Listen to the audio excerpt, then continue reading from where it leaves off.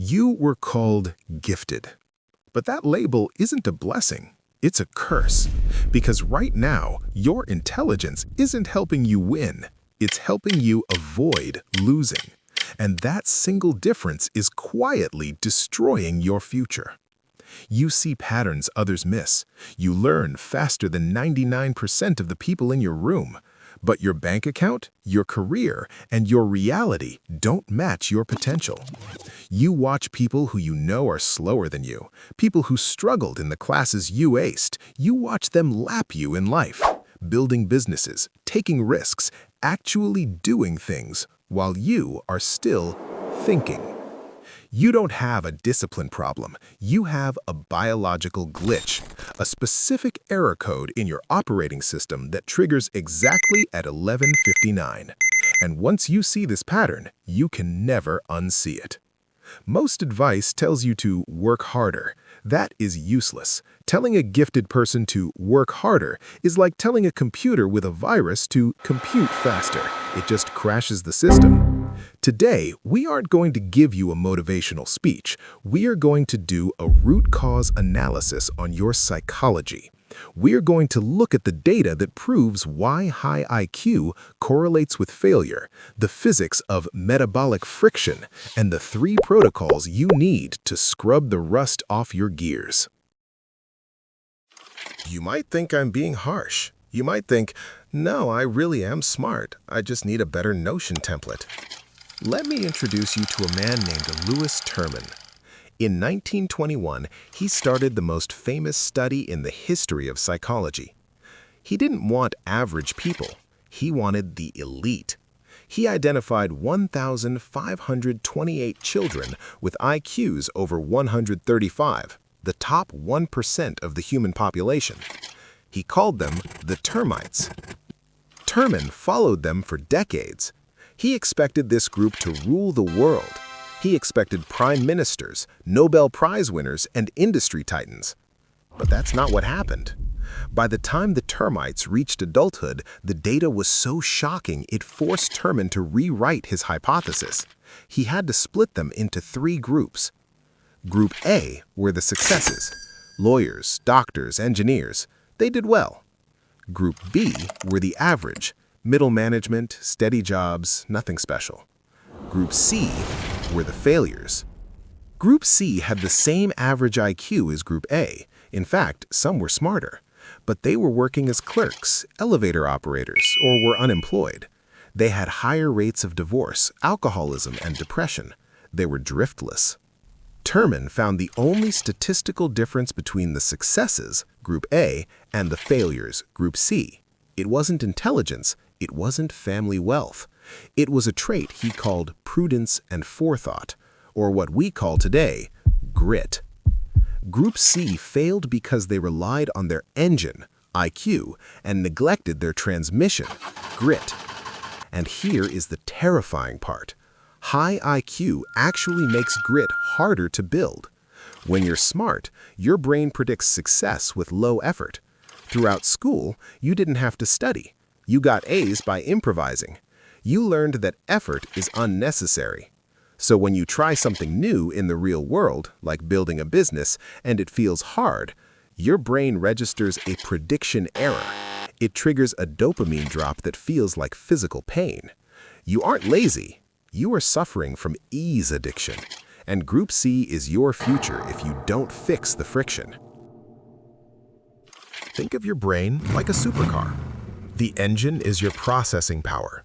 You can solve complex problems, code faster, and write better than anyone else. That's the 700 horsepower. But the rust, that is your metabolic friction.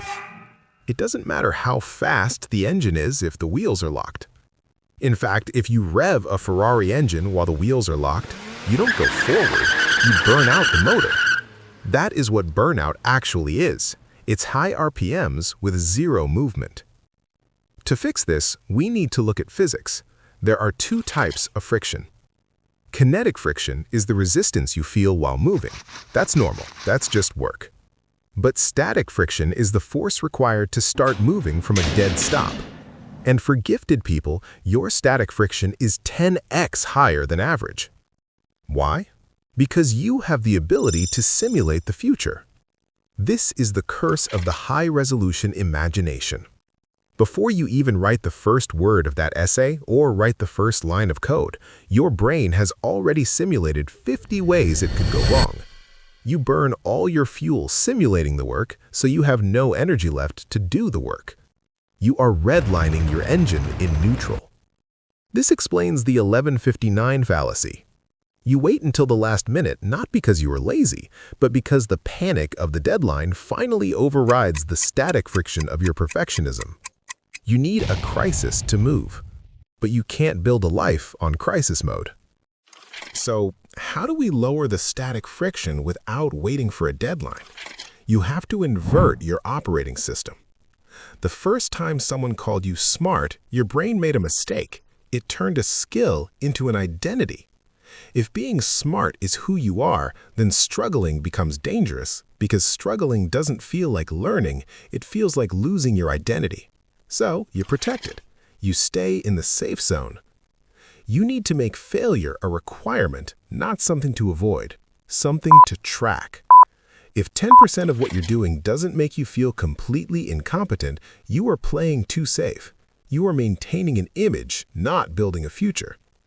In the real world, the market doesn't pay for potential, it pays for output. And output requires you to look stupid repeatedly until you get good. Stop saying, "I'm smart." Start saying, "I'm a learner." One is fixed, the other is flexible. One needs to be protected, the other needs to be practiced. Every time you hesitate to post that video or launch that product, ask yourself, am I protecting my image or am I building my skill? Now let's get tactical. We are going to use 3 protocols to physically scrape the rust off your gears. Protocol 1, the bad draft ratio. Your problem is you try to optimize while you create. That's like trying to park the car while driving 100 miles per hour. It destroys the transmission. From today, you are not allowed to do good work. You're only allowed to do bad work. If you want to write a book, your goal today isn't write a good chapter. It is write 500 terrible words. If you want to code, write a broken function. By lowering the standard, you lower the static friction. Once you're moving, kinetic friction, then you can optimize, but you cannot steer a stationary ship. Protocol 2, Pavlovian conditioning. Right now, your brain associates struggle with threat. We need to rewire that. We need to make your brain associate struggle with safety. Every morning, pick a task you have been avoiding. Set a timer for exactly 5 minutes. Your only goal is to suffer for 5 minutes. You don't have to finish the task. You just have to stare at the blank screen and feel the anxiety. When the timer hits 0, stop. Walk away. Do you know what happens? Your brain realizes, wait, I struggled and I didn't die. You lower the threat response. Tomorrow, do 7 minutes, then 10. This is exposure therapy for your ambition. The rust on your gears is thick, and realizing it is only step 1. You can't think your way out of this, and you can't just decide to change. You have to detox your way out.